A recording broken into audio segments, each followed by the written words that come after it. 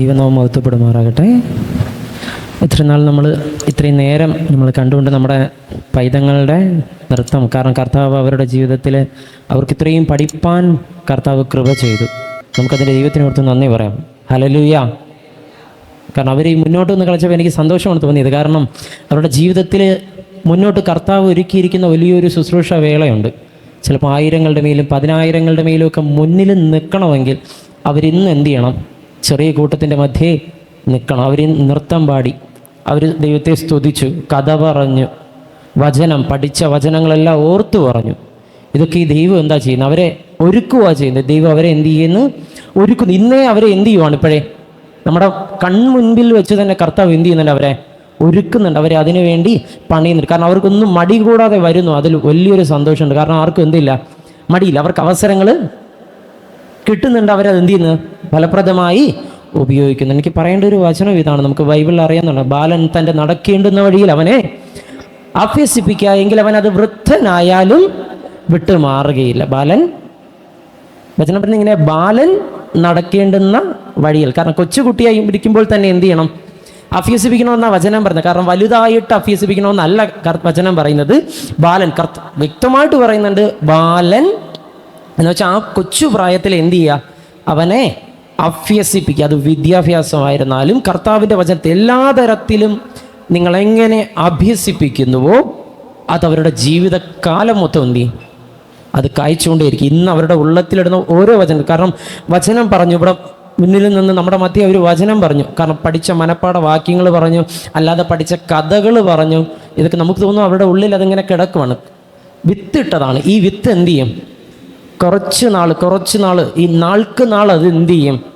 അത് വളരും, അത് കായ്ക്കും, അത് ഫലം കായ്ക്കും.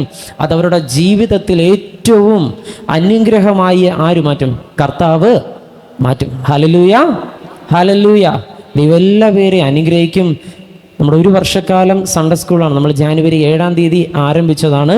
ഈ നിമിഷം വരെയും എന്ത് ചെയ്തു? കർത്താവ് അനുഗ്രഹീതമായി നടത്തി. അനുഗ്രഹീതമായി എന്ത് ചെയ്തു? അവരെ നടത്തി. വചനം പഠിപ്പിക്കാനും വചനം പഠിക്കാനും കർത്താവ് അധ്യാപകരെയും പൈതങ്ങളെയും എന്ത് ചെയ്തു? കർത്താവ് ബലപ്പെടുത്തി. ആ ദൈവത്തിനോർത്ത് സ്തോത്രം ചെയ്യുന്നു. ഇതുവരെയും കർത്താവ് നമ്മൾ എല്ലാവരെയും നടത്തി. ഇനിയുള്ള നാളും ഇനിയുള്ള നിമിഷവും എന്ത് ചെയ്യുക? നിങ്ങൾ കർത്താവിനോട് പ്രാർത്ഥിക്കുക. എനിക്ക് പൈതങ്ങളോട് പറയാനുള്ളത്, നിങ്ങൾ എന്ത് ചെയ്യുക? സ്കൂളിൽ പോകുമ്പോഴും ഉള്ളിൽ ആരുണ്ടായിരിക്കണം? യേശു ഉണ്ടായിരിക്കണം. ഒറ്റ കാര്യം ഓർത്തിരിക്കുക, ഞാൻ ആരുടെ പൈതൽ? യേശുവിൻ്റെ. ആരുടെ പൈതൽ? പറഞ്ഞടാ കൊച്ചു പിള്ളേർ പറഞ്ഞേ, ഞാൻ ആരുടെ പൈതലാ? ഉറച്ചു പറഞ്ഞേ, യേശുവിൻ്റെ പൈതൽ. ഈ ഒരൊറ്റ ചിന്ത മനസ്സിൽ വെച്ചേക്കുക, ഞാൻ ആരുടെ പൈതലാണ്? യേശുവിൻ്റെ പൈതൽ. യേശുവിൻ്റെ മക്കൾ മോശം കൂട്ടുകെട്ടിൽ ചെന്ന് വീഴുവോ? മോശമായിട്ട് നടക്കുവോ? ഇല്ല. നടക്കുവോ? നിങ്ങൾക്കറിയാമല്ലോ. കർത്താവിൻ്റെ പൈതങ്ങൾ മോശം കൂട്ടുകെട്ടിൽ നടക്കുവോ? നടക്കോ? ഇല്ല. തെറി പറയുവോ? ഇല്ല. അച്ഛനും അമ്മയെ അനുസരണക്കേട് കാണിക്കുവോ? അപ്പം പറഞ്ഞേ, ആരൊക്കെ? യേശുവിൻ്റെ മക്കൾ ആരൊക്കെ? കൈവയ്ക്കേ. ഉറച്ചു പറഞ്ഞേ, ഞാൻ യേശുവിൻ്റെ മക്കൾ. പറഞ്ഞേ, ഞങ്ങൾ യേശുവിൻ്റെ മക്കളാണ്. നിങ്ങൾ എന്ത് ചെയ്യുക? നിങ്ങളുടെ ജീവിതത്തിൽ അത് എന്ത് ചെയ്യുക? ഹൃദയത്തിൽ എന്ത് ചെയ്യുക? അത് വച്ചിരിക്കുക. ഞങ്ങൾ യേശുവിൻ്റെ പൈതങ്ങളാണ്. ഓക്കെ. നമുക്ക് ചിലപ്പോൾ നമ്മുടെ ചുറ്റും കൂട്ടുകാരൊക്കെ ഉണ്ടാവും. അവർ ചിലപ്പോൾ പലതും പല രീതിയിലായിരിക്കും. എങ്കിൽ നിങ്ങൾ അത് എന്ത് ചെയ്യണ്ട? ശ്രദ്ധിക്കേണ്ട. അത് എന്ത് ചെയ്യണ്ട? ചെവിയിലെടുത്ത് വയ്ക്കണ്ട. നിങ്ങൾക്കുള്ളത് ആര് തരും? കർത്താവ് തരും. നമുക്കുള്ളത് എന്താണോ, നമുക്ക് വേണ്ടുന്നത് എന്താണോ, അത് കർത്താവ് എന്ത് ചെയ്യും? തരും. ദിനവും ആരിൽ ആശ്രയിക്കുക? കർത്താവിൽ ആശ്രയിക്കുക. കർത്താവിൽ ആശ്രയിക്കുക. അതുപോലെ മാതാപിതാക്കൾ എന്ത് ചെയ്യുക? പൈതങ്ങളെ എന്ത് ചെയ്യുക? വചനം പഠിപ്പിക്കുക. എനിക്കതേ പറയാനുള്ളൂ. വചനം പഠിപ്പിക്കുക. ഈ പൈതങ്ങളോട് വചനം പഠിക്കുമെന്ന് പറഞ്ഞാൽ അവരെന്ത് ചെയ്യില്ല?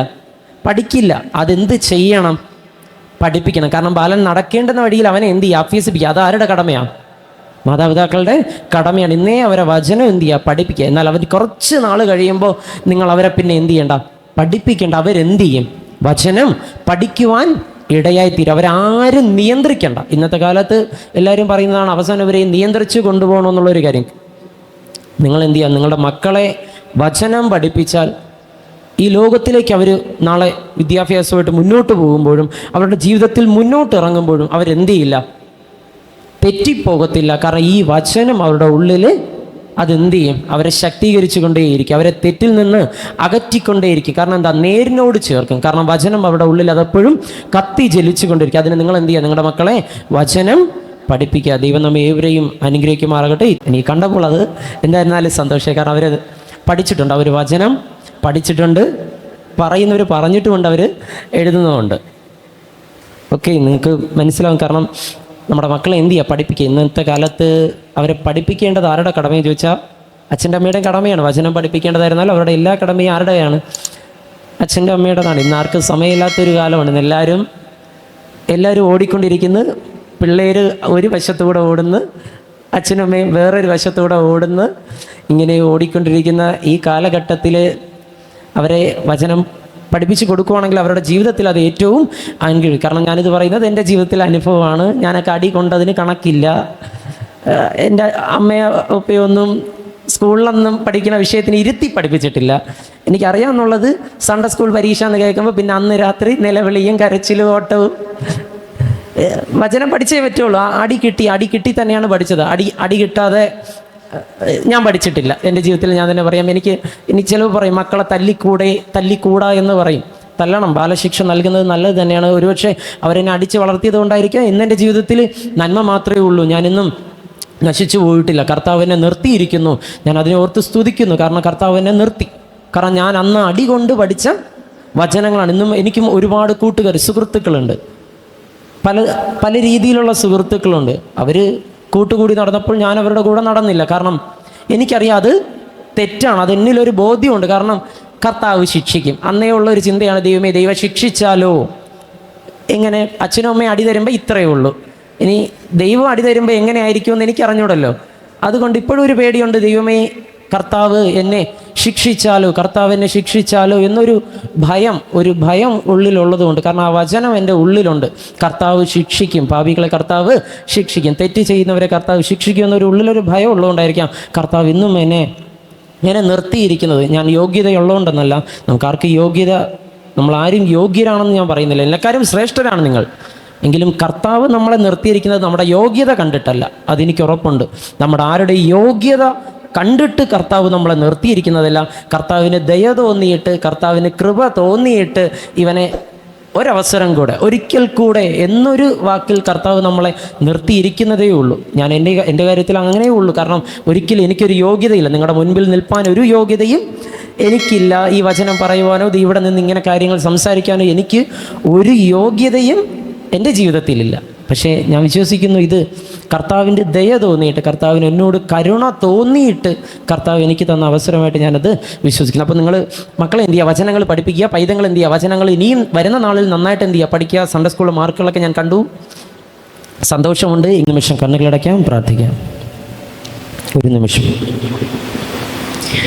ഇത്രമേൽ എന്നെ സ്നേഹിച്ചു, ഇതെത്രയും വിചിത്രമേശു രക്ഷക. ഇത്രമേൽ എന്നെ സ്നേഹിച്ചു, ഇതെത്രയും വിചിത്രമേശു രക്ഷക. എത്ര ദൂരം അങ്ങേ വിട്ടോടി ഞാൻ, അത്ര നേരം കാത്തു നിന്നെന്നെ നീ. എത്ര ദൂരം അങ്ങേ വിട്ടോടി ഞാൻ, അത്ര നേരം കാത്തു നിന്നെന്നെ നീ. സ്നേഹവാനും കരുണാനിധിയുമായ കർത്താവേ, ഒരു ദിനം കൂടെ അവിടുത്തെ സന്നിധിയിലായിരുന്നു അങ്ങേ സ്തുതിപ്പാൻ കർത്താവ് ഞങ്ങൾക്ക് അവസരം തന്നുവല്ലോ. കർത്താവേ നന്ദി അപ്പാ. ഈ വേളയിലും കർത്താവേ സൺഡേ സ്കൂളിൻ്റെ വാർഷികമായിട്ട് പൈതങ്ങളുടെ നൃത്തത്തോടും അവരുടെ പാട്ടുകളോടും വചനം പറച്ചിലോടും എല്ലാത്തോടും കർത്താവെ അങ്ങേക്ക് സ്തുതികൾ അർപ്പിച്ചുകൊണ്ട് ആയിരിക്കാൻ കർത്താവെ അവിടെ നിന്ന് ഞങ്ങളെ അനുഗ്രഹിച്ചുവല്ലോ. നന്ദി കർത്താവെ. ഇവിടെ കേട്ടതായ വചനങ്ങളുണ്ട്, പാടിയതായത് എല്ലാം അങ്ങയുടെ മഹത്വത്തിനായി തീർന്നതിനാൽ സ്തോത്രം കർത്താവെ. പൈതങ്ങളൊക്കെയും കർത്താവെ അങ്ങ് അനുഗ്രഹിക്കണം കർത്താവെ. വരുന്ന നാളിൽ പഠിച്ച വചനങ്ങളൊക്കെയും അവരുടെ ജീവിതത്തിൽ അത് ഫലപ്രദമായി തീരുവാൻ തക്കവണ്ണം കർത്താവെ വൻ കാര്യങ്ങൾ കാര്യങ്ങൾ അവിടെ ഉള്ളിൽ ചെയ്യണമേ അപ്പാ ഞങ്ങൾക്കൊന്നും ചെയ്യുവാൻ കഴിയത്തില്ല യേശുവേ, അങ്ങേക്ക് മാത്രമേ കഴിയത്തുള്ളൂ അപ്പാ. ഞങ്ങൾ അവിടത്തിൽ ആശ്രയിക്കുന്നപ്പ, വചനം പഠിപ്പിച്ച അധ്യാപകരെയും അവിടുത്തെ കരത്തിൽ ഏൽപ്പിക്കുന്നപ്പ, അവരെയും ബലപ്പെടുത്തിയല്ലോ. ഇനിയും വരുന്ന നാളിൽ അവരെയും ബലപ്പെടുത്തുന്നതിനാൽ സ്തോത്രം കർത്താവെ. പഠിച്ച ഓരോ ക്ലാസ്സിലെ പൈതങ്ങളെയും തിരുക്കരത്തിൽ ഏൽപ്പിക്കുന്നപ്പ, അവരുടെ ഭാവി ജീവിതം ഏറ്റവും അനുഗ്രഹമായി തീരണം കർത്താവെ. ദീർഘായുസോടെ സന്തോഷത്തോടെ കർത്താവിൻ്റെ വരവ് വരെയും അപ്പൊ അങ്ങയെ സ്തുതിച്ച് തലമുറയോളം അങ്ങയെ സ്തുതിച്ച് മഹത്വപ്പെടുത്തുവാൻ കർത്താവ് ആ പൈതങ്ങളെയും സഹായിക്കുന്നതിനാൽ സ്തോത്രം കർത്താവെ. അപ്പൊ ഇന്നത്തെ ആരാധനകൾ എല്ലാത്തിലും കർത്താവിൻ്റെ സാന്നിധ്യത്തെ പകർന്നതിനാൽ സ്തോത്രം കർത്താവെ. ഇതുവരെയും അവിടുത്തെ സാന്നിധ്യത്തിലായിരിക്കാൻ കർത്താവെ അങ്ങ് ഞങ്ങളെ സഹായിച്ചതിനാൽ സ്തോത്രം കർത്താവെ. സകല മഹത്വവും അങ്ങേക്ക് നൽകുന്നു, സകല പുകഴ്ചയും അങ്ങേക്ക് നൽകുന്നു കർത്താവെ. എല്ലാം യേശുവെ അവിടുത്തെ കരത്തിൽ ഏൽപ്പിക്കുന്നു. പ്രാർത്ഥന കേട്ടതിനാൽ സ്തോത്രം, യേശു നാമത്തിന് കർത്താവേ, ആമേൻ. ഇന്ന് പകൽക്കാലം വാഴ്ത്തപ്പെടുമാറാകട്ടെ. ഒത്തിരി സന്തോഷമുണ്ട്. ഇന്ന് സൺഡേ സ്കൂളിൻ്റെ ഒരു വാർഷികമായിട്ട് കൂടി വരുവാൻ എല്ലാവരുമൊക്കെ ഒന്ന് കാണുവാൻ ലഭിച്ച ഈ നല്ല ഭാഗ്യത്തെ ഓർത്ത് ദൈവത്തെ സ്തുതിക്കുകയാണ്, സ്തോത്രം ചെയ്യുകയാണ്. ഞാൻ അവിടെ ഇരുന്നപ്പോൾ ചിന്തിച്ചൊരു കാര്യം, നമുക്ക് ഒരു അനുഗ്രഹം, ദൈവം നമ്മെ അനുഗ്രഹിച്ചതിൻ്റെ അടയാളം എന്താണ്? നല്ല കാറ് കിട്ടിയതാണോ നമുക്ക് ലഭിച്ച ഒരു അനുഗ്രഹത്തിൻ്റെ അടയാളം? നല്ല വീട് കിട്ടിയതാണോ? നല്ല ജോലി കിട്ടിയതാണോ? നല്ല പൈസ സമ്പാദിക്കുന്നതാണോ നമുക്ക് ലഭിച്ച അനുഗ്രഹം? നമുക്ക് ലഭിച്ച അനുഗ്രഹം എങ്ങനെ തിരിച്ചറിയാമെന്ന് ചോദിച്ചാൽ, നാം സേവിക്കുന്ന ദൈവത്തെ നമ്മുടെ തലമുറകൾ സേവിക്കുമ്പോഴാണ് നാം അനുഗ്രഹിക്കപ്പെട്ടവരാണോ അല്ലയോ എന്ന് തിരിച്ചറിയുന്നത്. നാം ആരാധിക്കുന്ന ദൈവത്തെ, നാം ഉയർത്തുന്ന ജീവനുള്ള ദൈവത്തെ നമ്മുടെ തലമുറകൾ ഉയർത്തുമ്പോൾ നമുക്ക് പറയാം, ദൈവമേ, ഞാനൊരു അനുഗ്രഹിക്കപ്പെട്ട മനുഷ്യനാണ്. ഈ നാളുകളിൽ നാം ആരാധിക്കുന്ന ദൈവത്തെ നമ്മുടെ തലമുറകൾ ഉയർത്തട്ടെ, അവർ ഒരു അനുഗ്രഹം പ്രാപിക്കട്ടെ. ആമേൻ. അപ്പോഴേ നമുക്ക് പറയാൻ പറ്റുള്ളൂ നാം അനുഗ്രഹിക്കപ്പെട്ടവരാണോ അല്ലയോ എന്ന്. ഈ നാളുകളിൽ ഇത്രത്തോളം തലമുറകൾ നമ്മുടെ സഭയിലുണ്ട്. അവരൊക്കെയും ദൈവത്തിനായിട്ട് ഇനിയും അധികമായിട്ട് പ്രയോജനപ്പെടട്ടെ. ഒരു വാക്യം മാത്രം വായിക്കാം. സദൃശവാക്യങ്ങൾ അതിൻ്റെ 14-ാം അധ്യായം അതിൻ്റെ 12-ാമത്തെ വാക്യം. അവിടെ ഇങ്ങനെ പറയുന്നു, ചിലപ്പോൾ ഒരു വഴി മനുഷ്യനെ ചൊവ്വായി തോന്നും, അതിൻ്റെ അവസാനമോ മരണ വഴികൾ അത്രേ. ചിലപ്പോൾ ഒരു വഴി മനുഷ്യനെ ചൊവ്വായി തോന്നും, അതിൻ്റെ അവസാനമോ മരണ വഴികൾ അത്രേ. ഈ ലോകത്തിൽ നാം നോക്കിക്കഴിഞ്ഞാൽ ബൈബിൾ പരമായിട്ട് പറയുമ്പോൾ 2 വഴിയുണ്ട്. ഒന്ന് വീതിയുള്ള വഴിയും ഒന്ന് ഞെരുക്കമുള്ള വഴിയും. ഞെരുക്കമുള്ള വഴിയിലൂടെ കടക്കുന്നവരോ ചുരുക്കമാണ്, എന്നാൽ വീതിയുള്ള വഴിയിലൂടെ കടക്കുന്നവർ അനേകരാണ്. അപ്പോൾ അതാണ് പറഞ്ഞിരിക്കുന്നത്, മനുഷ്യന് തോന്നുന്ന വഴി അത് നാശകരമായിട്ടുള്ള വഴിയാണ്. ഈ നാളുകളിൽ ദൈവത്തിൻ്റെ ബൈബിൾ പറയുന്നു, യോഹന്നാൻ സുവിശേഷം അതിൻ്റെ 13-ാം അധ്യായത്തിൽ ഇങ്ങനെ പറയുന്നു, യഹോവയായ ഞാൻ ഇങ്ങനെ പറയുന്നു, ഞാൻ തന്നെ വഴിയും സത്യവും ജീവനുമാകുന്നു. ആ വഴിയിലൂടെ നാം നമ്മുടെ തലമുറകളൊക്കെ ഒന്ന് കടന്നു പോയി കഴിഞ്ഞാൽ തീർച്ചയായിട്ടും നാം നന്മ പ്രാപിക്കും. അതിലുപരി ഒരു നിത്യജീവനെ നമുക്ക് അവകാശമാക്കുവാനായിട്ട് കഴിയും. ഇവിടെ ആയിരിക്കുന്ന എല്ലാവരോടും പറയുവാനായിട്ട് ഒറ്റ കാര്യം മാത്രമേ ഉള്ളൂ. ഈ നാളുകളിൽ നാം ജീവിക്കുന്ന കാലം എത്രത്തോളമായിരുന്നാലും അത്രത്തോളം ആ ക്രിസ്തുവിലൂടെ നടക്കുവാൻ നമുക്ക് കഴിയുമെങ്കിൽ തീർച്ചയായിട്ടും നാമാണ് അനുഗ്രഹിക്കപ്പെട്ടവർ. നാമാണ് ശ്രേഷ്ഠർ എന്നൊക്കെ നമുക്ക് പറയുവാനായിട്ട് സാധിക്കും. ബൈബിളിൽ ഒരു ഉദാഹരണം ഇങ്ങനെ പറയുന്നുണ്ട്. ഒരു ഉപമ പറഞ്ഞു, ഒരു മനുഷ്യന് 2 പുത്രന്മാരുണ്ടായിരുന്നു. ധൂർത്തുപുത്രൻ്റെ കഥ നമുക്കെല്ലാവർക്കും അറിയാവുന്ന കഥയാണ്.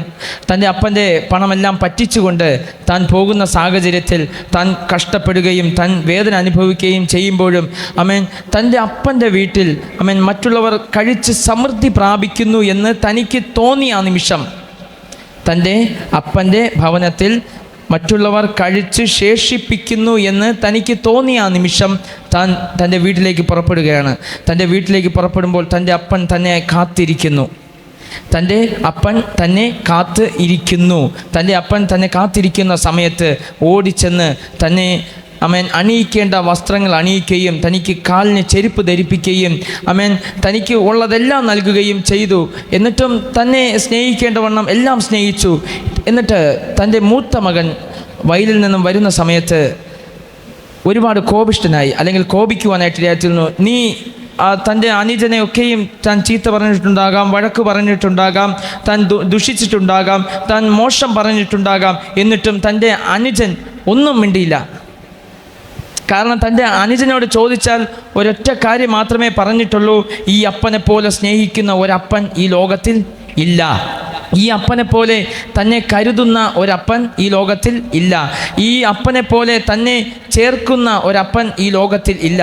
അത് മാത്രമേ എനിക്ക് പറയുവാനുള്ളൂ. സ്വർഗത്തിലെ അപ്പനെ പോലെ സ്നേഹിക്കുന്ന ഒരപ്പൻ നമുക്ക് ഈ ഭൂമിയിലില്ല. അതാരായിരുന്നാലും ശരിയാണ്. ആ ദൈവത്തിൻ്റെ സ്നേഹത്തെ നാം മുറുകെ പിടിക്കുക. ബൈബിൾ പറയുന്നത് പോലെ ചില വഴികൾ നമുക്ക് ചൊവ്വായി തോന്നും, പക്ഷേ അതിൻ്റെ അവസാനമോ നാശകരമാണ്. ആ ദൈവത്തിങ്കിലേക്കുള്ള വഴിയിലൂടെ നാം നടക്കാം. എല്ലാവരും ദൈവത്തിങ്കിലേക്കുള്ള വഴിയിലൂടെ നടക്കുക. തീർച്ചയായിട്ടും ആ വഴിയും സത്യവും ജീവനുമാകുന്ന ഒറ്റ മനുഷ്യനും ഈ ലോകത്തിൽ പോയിട്ടുള്ള, അല്ലെങ്കിൽ ഈ ലോകത്തിൽ ജനിച്ചു മരിച്ചിട്ടുള്ള ഒരു മഹാന്മാരും പറഞ്ഞിട്ടില്ല. നമ്മുടെ അപ്പനോടോ അമ്മയോടോ ചോദിച്ചാൽ പോലും പറയില്ല എൻ്റെ പിന്നാലെ നടക്കുവാൻ. നമ്മുടെ അപ്പം പോലും പറയില്ല. അപ്പം പറയോ, മക്കളെ നീ എന്നെ പോലെ നടാ, അല്ലെങ്കിൽ അമ്മ പറയോ നീ എന്നെ പോലെ ആയിരിക്കണം, ആൻറ്റി പറയോ, അല്ലെങ്കിൽ ആരെങ്കിലും പറയോ, ചേട്ടന്മാരോ ആരെങ്കിലും പറയോ, ഗുരുക്കന്മാർ പറയോ നീ എന്നെ പോലെ ആകണമെന്ന് പറയോ? ഒരിക്കലും പറഞ്ഞിട്ടില്ല. പക്ഷേ കർത്താവ് തന്നെ പറയുന്നുണ്ട്, നീ എന്നെപ്പോലെ ആകണം. ആമേൻ. എൻ്റെ വഴിയിലൂടെ നീ നടക്കണം, എൻ്റെ പാതയിലൂടെ നീ സഞ്ചരിക്കണം. ഈ നാളുകളിൽ ആമേൻ നാം ആ കർത്താവിൻ്റെ പാതകളിലൂടെ ആമേൻ അവൻ്റെ ഇഷ്ടം എന്തെന്ന് തിരിച്ചറിഞ്ഞ് ആമേൻ നമുക്ക് ഓരോരുത്തർക്കും നടക്കാം. തീർച്ചയായിട്ടും ഈ വചന മുഖാന്തരം ദൈവം നമ്മെ എല്ലാവരെയും സമൃദ്ധിയായി അനുഗ്രഹിക്കുമാറാകട്ടെ. ആമേൻ, ആമേൻ.